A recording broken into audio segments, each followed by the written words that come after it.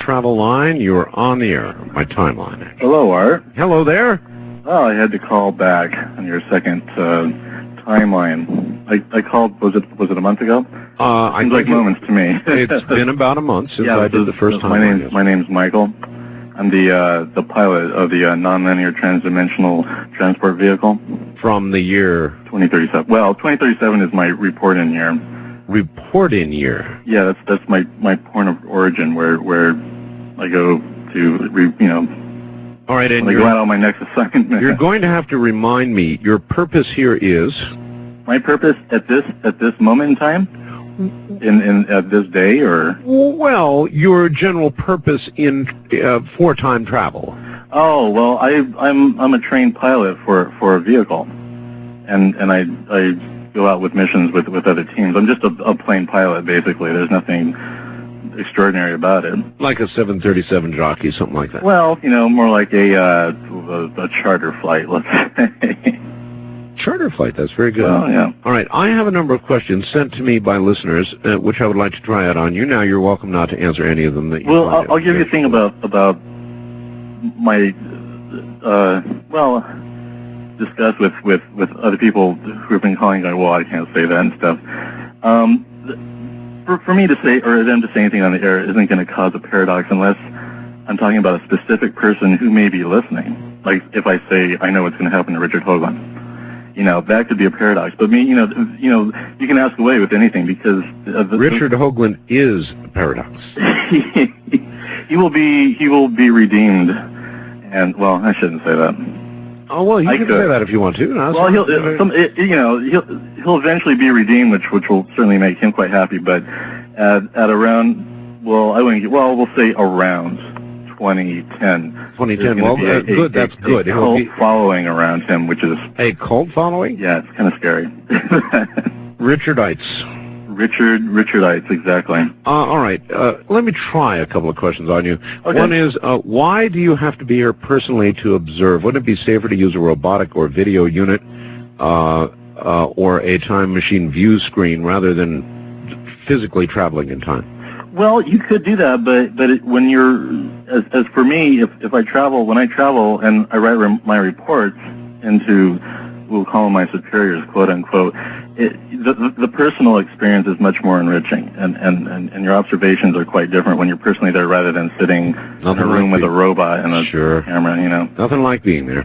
All right, what happens if you get killed in a car accident or, say, die of a brain aneurysm while here in this time? I don't get in cars in this time. Are you crazy? I have my own vehicle. I fly, Good answer. Okay, let's see. What about our particular time do you find strange or curious or even irritating? Well, this particular timeline, I mean, there's an infinite number of timelines, and but they all fairly correlate with each other, except for some extreme circumstances. One of them is what's going on in Phoenix, and that's going to be happening more and more. Really? The next hot spot is San Diego. San Diego. And in fact, I don't know if you may have been getting reports lately of sightings there. Actually, that's a very good point. There have been sightings now, as you all know, in Phoenix, right, and down in Georgia, and up in Medford, Oregon, and all over the place. There are just sightings, more and more and more of them. Where is this leading? It is leading to a change. I mean, these ships are operated by two different beings. One might say a paradigm shift. Maybe. No, I wouldn't say that. Oh, all right. Sorry, I did that. It's leading to an awakening, and certainly the eventual and gladly destruction of the Bilderberg group. The Bilderbergers? Yeah. The poor Bilderbergers? Yeah. All right. In our time, we are plagued with cancer. Mm-hmm. What causes it? Do we ever find out, or how it can be avoided or cured? It'll be cured, but to tell you the truth, I don't know what causes it. That's something I never looked into. I mean, you can't say that all time travelers know everything. That just happens to be You're just an area that I'm not well informed in, but I eventually there will be a cure. Yeah. Oh, yeah, okay, so you're just sort of a regular guy, time traveler, pilot type. Well, yeah, pretty much so. Okay, is there a crisis ahead? Everybody wants to know about that. We have remote seers and viewers and prophets and so forth, all of whom say that there is a very difficult time rather immediately ahead. Well, there are several, and however, your timeline could split. I mean, right now, if you and I are, and everyone else at this point is sitting in this timeline, right? But they could split on various things that what happened. One thing I find extremely interesting, I mean, there are, as far as I could tell, an infinite number of timelines. But in order for a split to happen, something major has to happen. Like I've noticed there's only one timeline where Kennedy was not killed. Really? And that timeline that I've been in, it was just a disaster. So evidently he had to be killed. I mean, because he wasn't killed in that timeline, and everything went downhill after that. Everyone, people like to speculate, if he lived, From a time point of view, then, we should be thanking our lucky stars that he was killed. Yes. Pretty weird way to think about it, but the alternative was, I guess, according to you, unthinkable.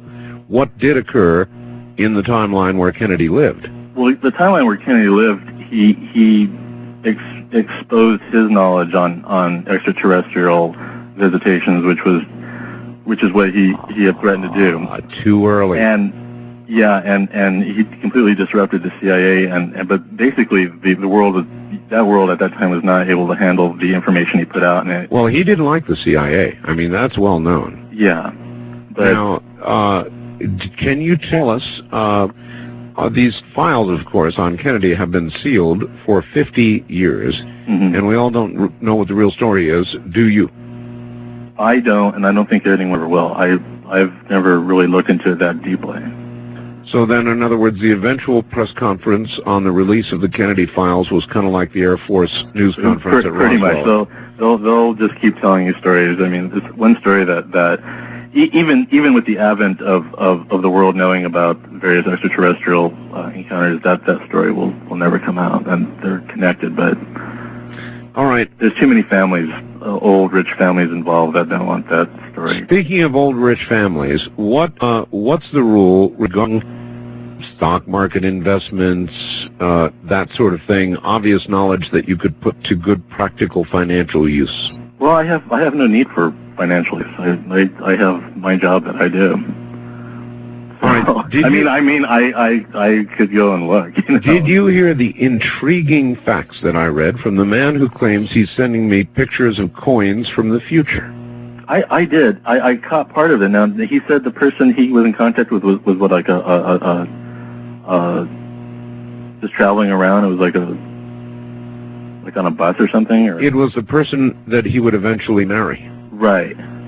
I just thought that to be very intriguing. Is it possible that a physical manifestation from the future could be tossed on a table?